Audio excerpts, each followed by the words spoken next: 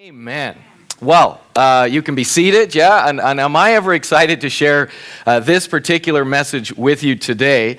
Last week, actually 2 weeks ago, I had the privilege of taking my youngest son, Joel, on what our family calls his 13 trip, okay? And your 13 trip in our family is kind of like a rite of passage into manhood. And so it's like just a father-son or mother-daughter trip.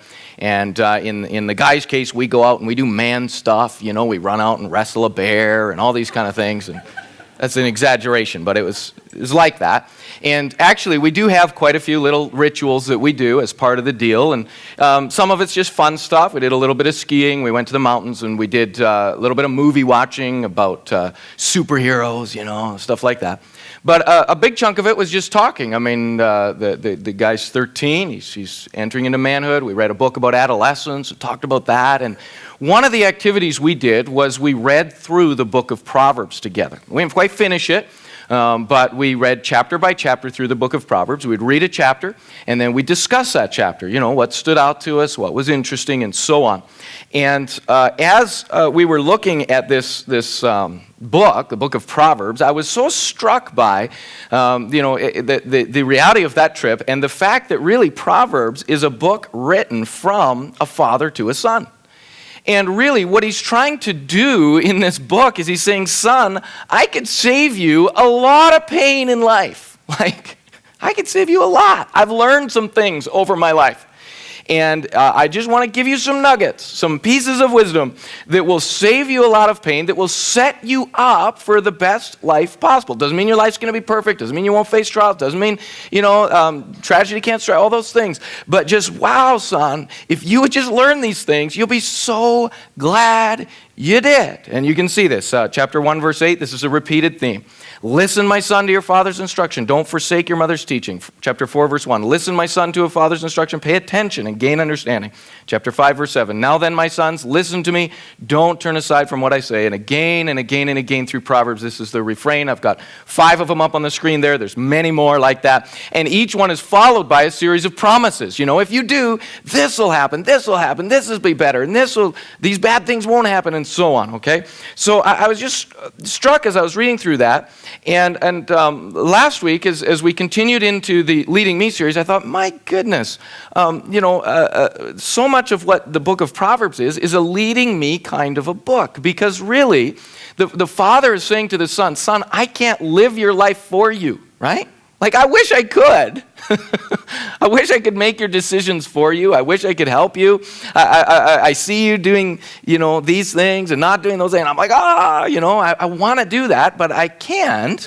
And I love the way, and this was actually the first verse we looked at together, and when we started this series 5 weeks ago, above all else, this father says, above all else, guard your heart, for everything you do flows from it. And really, what a father's saying here is, I used to be the guardian of your heart. Right? I used to kind of protect you, keep you from bad things, and try to get you in front of good things and all those things. But now, son, you're getting older. You got to guard your own heart. You got to make sure that the things coming in and the things going out and the way your heart is being managed, that's under your control now. I can't do that for you anymore.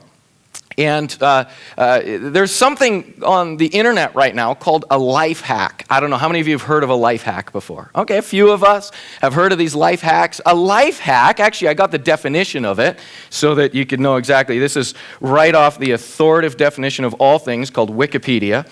And so this is it right here. Life hacking refers to any trick, shortcut, skill, or novelty method that increases productivity and efficiency in all walks of life. Okay, so that's what a life hack is. You're like, well, what's an example? What is actually a life hack? Well, here's some examples of life hacks, okay? These are just simple ones, but you can turn an old milk jug into a watering can. Isn't that awesome? Some of you are like, I needed that right there. That's so great. Somebody's taking a picture of that right now. Right, I need that. Okay, so that's great, right? Here's another one. Before you throw your Post-it note away, right, because it's done with, you can just run it along your keyboard and pick up all that little bit of lint and stuff. Oh, that's great, man. I needed that, good deal, right? Or this one. Wow, painters Isn't that a great idea if you get a good solid rubber band? I don't know if it'd work or not, but it looks pretty cool, right? You could use this rubber band instead of getting paint all over the side of your tin, because some of you just like things just so, and that really bugs you, right? Here's another one. You're trying to fill a bucket up in a sink, and you can't get it in because there's just get a clean dustpan, right? And if you follow the instructions on the picture, that should maybe work for you. Okay, so that's a life hack. This one's one of my favorites. Turn your toaster sideways, put cheese on your toast, and you got grilled cheese. I love it, right? That's kind of a man's life hack, right? It's kind of actually, my favorite man life hack is this one right here. Doritos are great for kindling. I didn't know that. And I always wanted to bring Doritos on my camping trips anyway, right? So it's like a win-win, If you don't have kindling, I had no clue that stuff burns good. So that's a good one. And then I thought I'd give one to the ladies, just in case, ladies are missing out. So yeah, you can keep your tall boots, whatever, from getting bunged up, like when they just sit around, and by putting pool noodles in them. Who would know?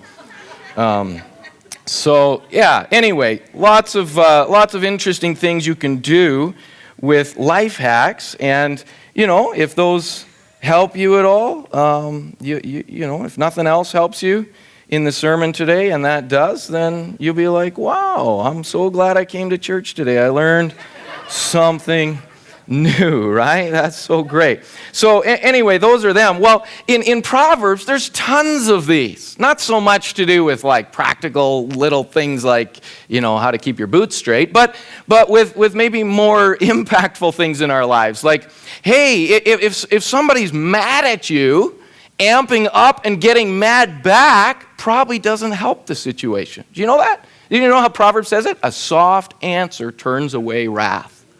Whoa, right? And so you're in these situations, everybody's yelling, right? And then you read that proverb, you're like, really?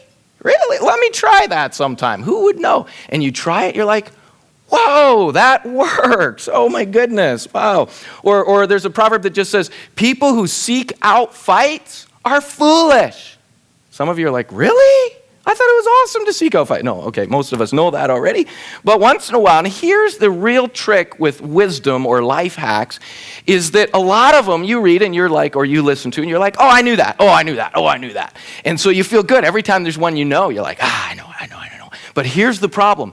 We all of us have lots of blind spots. Not just a few, but lots. And the nature of a blind spot is that you don't know it when you have it. Isn't that right? I mean, if you have a blind spot, you aren't aware that you have a blind spot. And that's the problem with blind spots. And so it happens to us. And that's why, people in life, they go through the same things over and over and over again. And they're like, oh, this is so frustrating. And we walk up to them and we're like, I know a way you could fix that. Hello, right? They got a bruised forehead, and we're like, if you just stop bumping your head on stuff, that would fix that. And they're like, what are you talking about? I had this one time, I kept getting speeding tickets over and over and over. I was so frustrated with that. I'm like, I keep getting all these speeding tickets, and I'd tell people I'm so frustrated. And people would look at me really weird, like, and I'd be like, well, it is frustrating. And they're like, we know a way you could fix that. And Pastor Barry actually is the one who told me, he just said, change your license plate. If it's red, turn it green, right? And everything's better, move to Saskatchewan. So anyway, it's amazing. It's amazing how all these little things you can learn and you don't know. And the problem with what you don't know is that you don't know what you don't know. And so that's where wisdom is so valuable. And actually last week, Pastor Barry did preach a great message on the fear of the Lord. And I'll tell you, man, I sat through that message and I had definitely things that God was speaking to my heart about. In fact, all week long, there's been just moments where I meditated on that message and it's helpful to me. I even got a phone call from somebody in another city who just said, I watched that online and man, did that impact me. So if you haven't heard that message or whatever, you can go on YouTube and watch that. Very, very impactful. And here's the deal. The fear of the Lord is the beginning of wisdom. If you're going to understand Proverbs, this is where you start, right? You start by saying, God's bigger than me. God knows stuff I don't know. I don't have it all together. I'm not going to trust in my own understanding or lean on my own understanding. I'm not going to be wise in my own eyes. I'm going to be one who goes, whoa, God is huge. God is big. God is too awesome and powerful to not listen to, right? That's the beginning of wisdom. You start there. You go, because you can't even get off the ground in wisdom until you put God in his rightful place and you in your rightful place, right? So if we think we're God, then, wisdom gets missing from our lives right off the bat. And so we got that last week. We got that foundation laid. And what I want to do this week is kind of move off of that foundation or launch off of that foundation. And I want to share with you a message that really summarizes the entire book of Proverbs, okay? And it should take us about 6 hours. So I hope you got a snack with you for the service. But I want to summarize the whole book of Proverbs today. And I'm actually going to do it in just 3 points. And the points are going to be like an arrow, okay? So the first point I want to share with you is the majority of the book of Proverbs. It's the main theme of the book of Proverbs, and it's going to be the shaft of our arrow. If wisdom is an arrow, this is the shaft. This is the body of it. This is the main deal of it. This is what holds it all together. The second point I'm going to share with you is going to be like the feathers of the arrow. It's a much shorter point, okay? So, if you're getting worried as I go through the first point in the first 3 hours of this talk, just realize, hey, the second point's shorter. Okay, and then I'm joking on the time, okay? Some of you are like, whoa. And so that's the feathers. And then the third point is going to be just like the tip. It's just a very simple a piece of it, but it's needed, right, in order to make this thing fly and actually have impact. And so here is the first thing, the summary of the book of Proverbs. The first thing that Proverbs really tells us is you gotta learn or be a learner. And here's the deal when it comes to wisdom. If you want to live wisely, if you want a wise life, you've got to be a person who always says, I don't know what I don't know. Or I want to learn wisdom. I got to get wisdom. It doesn't matter if you're 8 years old or 88 years old. You got to be a person who goes, I need wisdom. I long for wisdom. I love wisdom. Wisdom is valuable. It's a good thing. It's an important thing. And man, I need it. I want it. I got to go after it. Because it really, really, really, really matters, and I don't have it all. So here's what the book of Proverbs does, and it does this over and over and over. It's almost painful. If you sit down and read through the book of Proverbs, how many times it just keeps saying, go after wisdom, get wisdom, keep getting wisdom, listen to wisdom, make sure you don't miss wisdom. Come on, there's wisdom out there for you. And it just over and over and over. Joel and I, as we read through these chapters, we'd say, what do you think that chapter was about? And then we both look at each other and go, I think it was about trying to get wisdom. And then we go to the next chapter. What do you think that chapter is about? I think it was telling you that wise people go after wisdom. And then the next one, and so on and so on. And there are literally dozens of Proverbs that say something like Proverbs 19:8. To acquire wisdom is to love yourself. People who cherish understanding will prosper, okay? If you want to lead yourself well, if you want to live a life that's a better life, be a person who loves wisdom, cherishes it, goes after it. Proverbs 3:13 just says, blessed are those who find wisdom, those who gain understanding. That was one of the ones we saw in the video earlier, right? That's a treasure if you can get that. So here's what happens when you start learning wisdom, or if you start being a person who says, I want to learn, I need wisdom, I got to get more wisdom. What starts to happen is you start seeing what paths in life are destructive and what paths in life are life-giving, okay? And so you just wander through life, and again, all of us have this issue, okay? None of us are exempt from this. You and I wander through life, and if we will learn wisdom as we go, there'll be these aha moments where we go, oh my goodness. So what do Proverbs talk about? Things like anger, right? Anger is not a life-giving path. I don't know if you've come across that yet in your world, but as you start reading Proverbs, you'll discover that. And maybe you didn't know that, right? Some of us don't. And you'll look at that and you go, oh man, no wonder I keep bumping my head. Right? Wow, this anger thing is not a life-giving path. Or cheating, or lying, or stealing, or laziness, and the list could go on about destructive paths. And then there's life-giving paths, right? That are all laid out in Proverbs or in life's wisdom: hard work, humility, integrity, kindness, generosity, all these life-giving paths. And here's what happens if you become a lifelong learner. If you become a person who says, I need wisdom, I need wisdom, I need wisdom, I'm going to go after wisdom, I'm going to learn all the wisdom I can get. What starts to happen is you start rearranging your brain, heart, whatever you want to call it, your worldview, into reality. Because the problem is, all of us have a worldview which is not according to reality or what is true.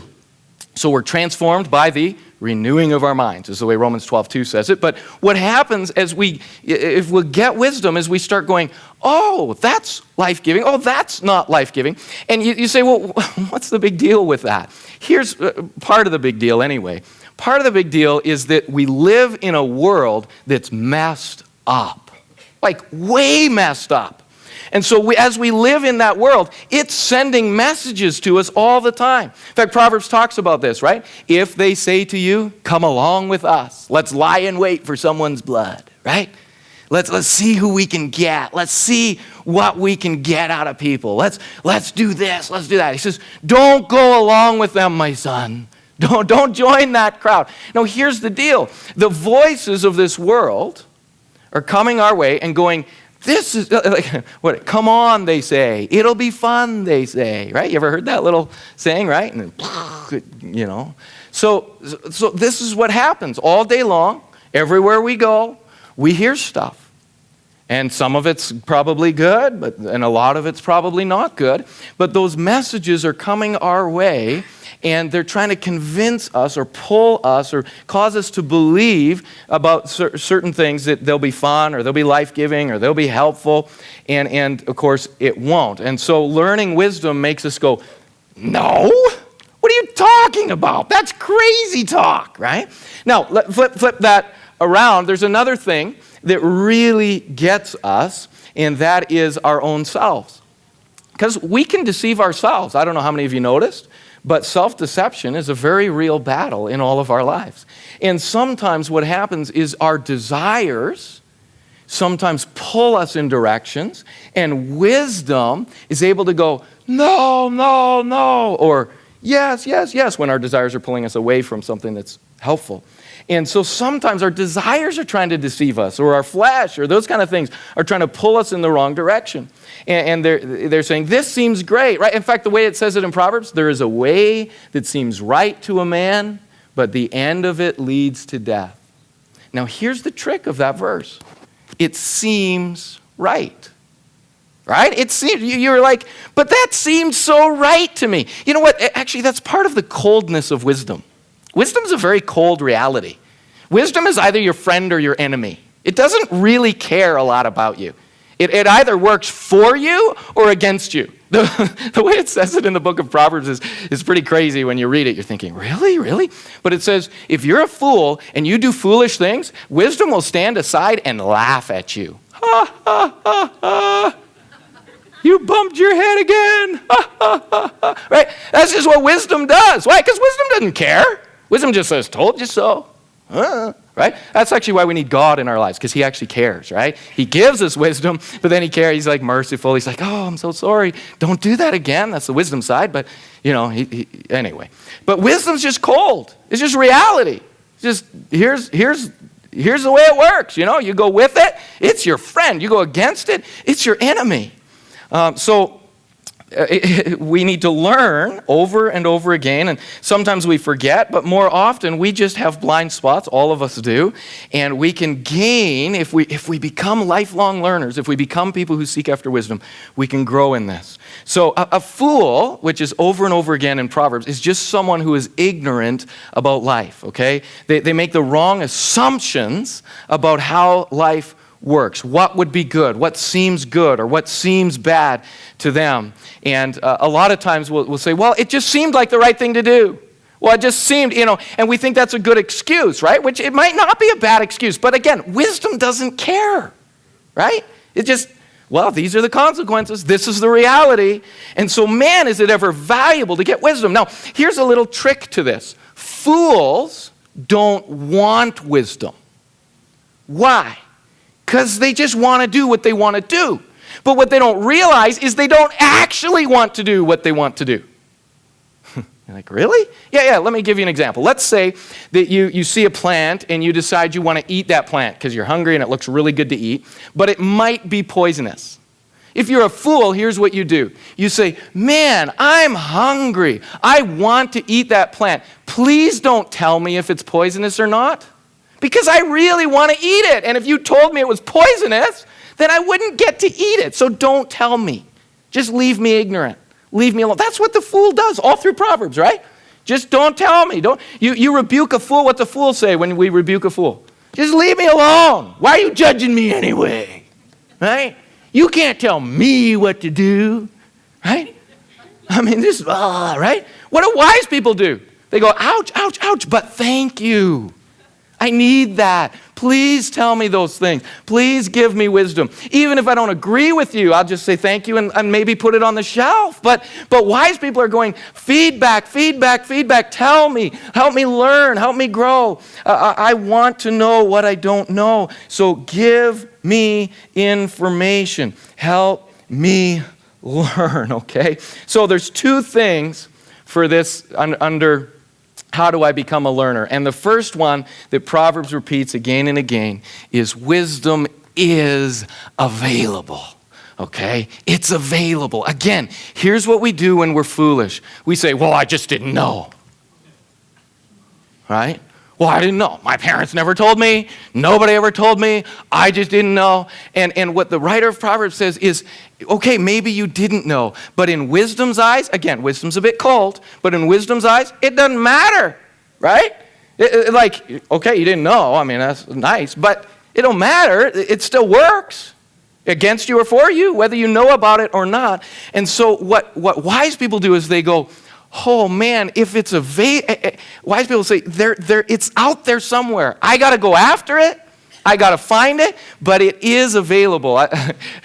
Pastor Larry often will say, wisdom cries aloud in the streets. You ever heard him say that? I don't know if you've ever heard him say that, but often when we have a little visit, he'll just say that. Wisdom cries aloud in the streets. That's right out of the Bible. That's a verse in the Bible. Wisdom's, and you know, when we are aware of what wisdom says, we can look in that area of our lives. We can look at somebody who's not walking in wisdom. We can be like, hello, that's so obvious. Wisdom's crying aloud. But what about the areas where we're not aware? We're not aware where we're not aware, so it's just going right over our heads. And so what do we have to do? We have to go, hey, it is available. Not knowing is not an excuse. I have to be a one who goes after it, which really takes you to the second point, which is be a listener. Or be a person who's constantly learning. And here's what I would plead with you, okay? And just like a father would plead with his son, I just plead with you. In every area of your life, if your life has an area in it, then be a learner in that area. If you're a parent here, learn about parenting. Read books, ask people, find people. If you're a parent of toddlers, ask about that. I got a Facebook message last night from somebody who's just like, please, I'd like to know about this part of raising a toddler. Help me learn that area. My wife is a maniac about learning about parenting, like a crazy person, okay? I mean, in a nice way. But, wow, somebody's going to give me marriage wisdom at the end of this sermon, let me tell you right here. But it's so funny because she'll meet people who have parenting wisdom, you know, like people that for whatever reason she believes are wise in their parenting, and she goes after them. Like she finds them, corners them, starts asking them questions. I'm like, honey, just back up a little bit. She's like, I gotta know, right? That's what wise people do. They go after wisdom. They go, I need it. I'll tell you, anybody in here have any money ever? Oh, wow, a few? Well, if you ever had any money, you need wisdom about that money. So you got to go find people who have wisdom, or find God's word that has wisdom, and so get some DVDs, get a book, get around people, but find people who are wise in that area, learn about it. If you're married, my goodness, please don't say, oh, I'm good. I got this. Really? Wow, you're awesome. Like, we need help, right? And there's books out there. There's conferences. We're going to do a conference in a few months here, a marriage conference. Come to it. Get marriage counseling. Go after that stuff. Why? Because we don't know what we don't know, right? Or if you're single, man, have you ever done any research, any studying, any learning about how to be a wise single person? That would be a great idea. Are you with me? Wow, okay, I hope you're with me. Are you with me? Okay. It's just in every single area of your life. If you have a job, okay, don't just live your job, go about here to do my job. Yeah, I have a job. No, learn about how to have a job. Learn about how to be a good worker, what it means to be a good worker, how to figure out these things. If you have a relationship, anybody in here know anybody? Oh, wow, right?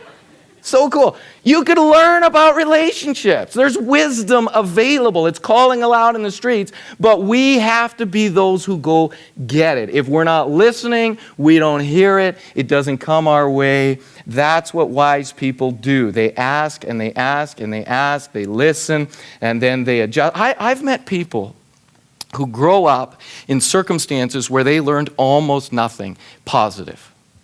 Just foolish. And they wake up one day at 11 years old or 15 years old or 21 years old or 40 years old, and they go, oh my goodness, my whole worldview is insane, okay? And hopefully they awaken to it at some point. And then, you know what these people do sometimes? Why? They get wisdom, and they just start becoming sponges. It's the most awesome thing to watch. I don't know if you've ever met people like this. Like zero life skills, like grew up on the streets kind of a person, right? And then they start going, oh, wisdom's available. And they start grabbing that wisdom and then applying it, and grabbing it and applying it, grabbing it and applying it. And you just watch them transform before your very eyes. You're like, wow, they used to be like this, now they're like that. Oh, and that, no. And they just keep doing that over and over and over. And you can see a person's whole life change in a very short period of time. And you just go, whoa, that was cool. Look, all of us can do that to some degree or another in our lives. And that's the main deal in the book of Proverbs, okay? That's that part of the arrow. What's that part of the arrow? The shaft, okay? That's the, stick. The shaft of the arrow, okay? So that's that. Now, that leads us really to the second piece, and that is to look, okay? So remember I said I've met people who didn't really get very much wisdom growing up, but somehow they awaken to that, and then they get wisdom. But you watch them, they don't just get it, they apply it. That's the look piece. The look piece is actually applying the wisdom we're getting. So wise people get wisdom, and we just become, and this is what we ought to do. Every area of our lives go, I need to learn. Doesn't matter my age, doesn't matter my place of life. If I want to walk with God, if I want to be a disciplined person, if I want any area of my life, right, that if it exists in my life, then I want to learn about it. Okay, that's what wise people would do. That's the learn piece. The look piece is to stop what I'm doing and observe myself. Okay, observe my own life. Observe that area of my life. So I'm learning the wisdom. It's out there. It's information, or it's truth, or it's principles and all of that. But somehow I have to do the work of going, okay, now where am I at in that? Proverbs 14 says it this way. The simple believes every word, but the prudent considers well his steps. In other words, the prudent looks at his own footsteps. He goes, hey, there's a path that goes towards life-giving stuff. There's a path that goes towards destructive stuff. Oh, and then the second piece is, what path am I on? Right? Where are my footsteps going? It's the work of introspection or reflection about our own lives. Proverbs 4:25 says it this way. See, I think I have this up here. Yeah.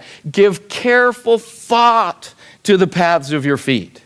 Think about it. Wrestle with it. Look at my finances, my marriage, my parenting, my single life, my work, my disciplines, my spiritual walk, whatever it is. Look at my own life in that, okay, in that area. You stop and you observe, or you stop and you look. It's sort of like living with your eyes open and saying, oh, wow, I'm actually aware of what's going on in my reality. And again, it's really easy to just bumble through life and not really stop to look at our lives. Or what we often use for a term for this is we say, live intentionally, not accidentally. Okay? Live intentionally, not accidentally. In other words, accidentally is you just wander into it. Well, I just thought marriage would be great if I loved the person. You know, there's more to it, right? Well, I just thought if if the store would lend you the money, that it must be good to borrow the money. I just, right? I just figured and so we don't actually stop and go, where am I at? Where's my situation? Where's my own life going? And I want to live it intentionally. I want to take each step intentionally. One of the best ways you can do this is simply play the movie of your life forward. Okay? Play the movie of your life forward. I ask teenagers this all the time. I just say, where do you want to be in 10 years? Where do you see yourself 10 years, 20 years from now? And then stop and go, what's the path I'm on? Right? Or if I'm making a decision about something, here's the question to ask. Not how does this make me feel right now? That's a bad question to ask, okay? How am I going to feel about this in 10 minutes, 10 months, and 10 years? And then if you want to be spiritual, in 10 million years. Because I'm going to be thinking about this decision at those times, and I'm either going to be so glad I made this decision, or I'm going to be like, You know, the Bible calls that gnashing of teeth. That's how the Bible describes hell, where there is weeping and gnashing of teeth. It's a place of regret. So what do wise people do? Wise people play the movie forward. How am I going to feel about this decision in 10 minutes, 10 months, 10 years, 10 million years? And I'll tell you, it changes the decisions we make. And not in a bad way. It doesn't mean, oh, now I live a miserable life. No, we actually go, oh, cool. I get to make this decision because I know the payoff. And this is the crazy thing. And again, Proverbs talks lots about this. This is for free. It's not even part of these three things. But Proverbs says this quite a bit. Wise people actually enjoy wise living. Now, sometimes it takes some time to get there. But fools enjoy foolish stuff, doing stupid things, and wise people enjoy wise stuff, doing wise things. But here's the challenge. When we're changing those over, when we're taking foolish areas of our lives and turning them wise, what happens? Our hearts think, oh, that's miserable. Oh, that looks no fun. Oh, I don't want that. And so what do we have to do? We have to consider that, play the movie forward, and go, actually, 10 minutes from now, 10 months from now, 10 years from now, I will want that. I'll be glad for that. And then in that decision, we can make a happier decision, a more joyful decision, doing the right thing. You can be happy doing the wrong thing or the right thing. It's just, are you going to be happy 10 minutes from now doing the right thing or the wrong thing? Okay? I don't know if that all made sense, but it was for free. So hopefully it was good. Here's another way to say it. Proverbs 13:16, wise people think before they act, fools don't, and even brag about their foolishness. Okay, so it's just stop. I learned this stuff. Now stop and observe my own life. How do I work this out? How do I apply this? How do I live intentionally in my own life in this given area? And then I work that through. And then the last one's very simple, and it's just live. Live it. If you've learned it and then you've looked at your own life and thought about where the path goes, then it's just about going for it, doing these things, living out these things. One of the most fascinating things in areas of your life where you're learning wisdom, where you're gaining wisdom, is just doing it and then going back and going, whoa, that works. That's so cool. You know, when you're learning about finances and you start spending less than you make, do you know that term, spend less than you make? Okay? If you do that for 6 months, right? If you spend less than you make for 6 months in a row, there's money left over. It's really crazy. And you'll look at it, you'll be like, wow, there's $400 there. That's crazy. It works. Or you do it the other way, and then at the end you go, whoa, there's negative $400 there, right? And that works. So at some point you just go for it, and of course you enjoy a harvest that comes with that. And here's what we're challenged with in this, and again, this is the difference between wisdom and foolishness. Foolish dreamers live in a world of illusion. Wise realists plant their feet on the ground. They don't just dream about things. They don't just talk about things. They don't just complain about things, right? This is actually one of the ways that I know where foolishness is in my life is by my complaining. Okay? What I complain lots about, there's probably some foolishness in my life in that area. Because I'm probably talking and not doing, right? Not actually working it through. That's where, somebody who has the wisdom in my blind spot would look at me and go, hello, I think I know what you could do to fix that. Like, I know how you could not get a speeding ticket. Not just by changing your license plate. There is another way too, right? Like, you guys know it. Okay. So, Proverbs 8:33, mark a life of discipline and live wisely. Don't squander your precious life. In other words, do the stuff you're learning. Apply it, live it out. I know it sounds simple, but here's one more thought on this, and it comes from Proverbs 16:18. The righteous fall 7 times, they rise again, but the wicked stumble when calamity strikes. What the writer of Proverbs is just saying here is sometimes we stumble. Sometimes we learn wisdom, we know the right thing to do, and we blow it. We don't do the right thing. Now, wise people, when they do that, they get back up and they go again. Okay, I'm going to do this. I'm going to do the right thing this time. I'm getting back up. Here I go. Here's what foolish people do. They go, oh, that's so terrible. I'll just lie around because I fell. I'm just going to stay down. So wise people get back up again and again. And how many times does a wise person get back up? One more than they fell, right? Just one more. Or just keep as many times as it takes. I'll just keep getting back up. I'll keep learning. I'll keep going. And I'll figure it out. And the beauty of this is when you start doing this, and again, I'm learning this every day of my life, okay? This is not something, I don't have this cased. I'm not the wisest person on the planet. I need wisdom. And so, but when we start doing this, we learn lots of wisdom, then we look at our lives. Here's what starts to happen. We start making our decisions before they come our way. This is actually one of the powers of church. This is one of the reasons why church is so great. Because we come together in church, we learn God's word, and then we make a commitment, right? We say, I'm going to respond to this. I'm going to apply this. This is why I tell people, whenever you're in a small group session studying the Bible, always end with an application question. What am I going to do differently this week because of what I learned? What happens when you make a decision ahead of time? Then in the moment, there's no decision to make. You see, the problem is our willpowers are so weak.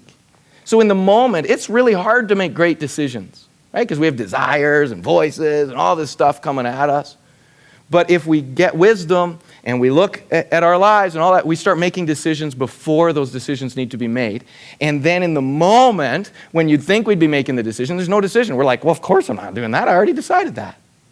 There's no decision to make, and it's powerful. It changes our lives. Okay, so do this, learn, right? Be a person who says, I want to gain wisdom. I'm going to go after it. I'm going to find wisdom. Then I'm going to look. I'm going to live intentionally. I'm going to apply it to my own life. And then I'm going to live. I'm going to go out and do it. And here's the deal. Not everything in your life will go perfect. Okay, you'll still face good things and bad things. But the truth is this, and this is what the writer of Proverbs just says over and over and over again. We will save ourselves a lot of pain and gain ourselves a lot of joy, right? Even let's just mention this before we close. Even in the area of trials. How many of you in your life have ever had a trial? Okay. Wisdom doesn't promise you won't face that trial again. But what wisdom does say is it says, I can help you learn how to face the trial better. Does that make sense? I can do better at how I go through trials. So we go after wisdom in that area because we all have those. How many of you have ever had something good happen to you? Oh, same thing, right? And so, again, wisdom that can't promise you that good things will happen to you. But what it can say is, I can help you make sure that as you go through those good things that happen to you, they happen as best as possible. So, with God's help, you can hack your own life, okay? You can do the life hacks and learn.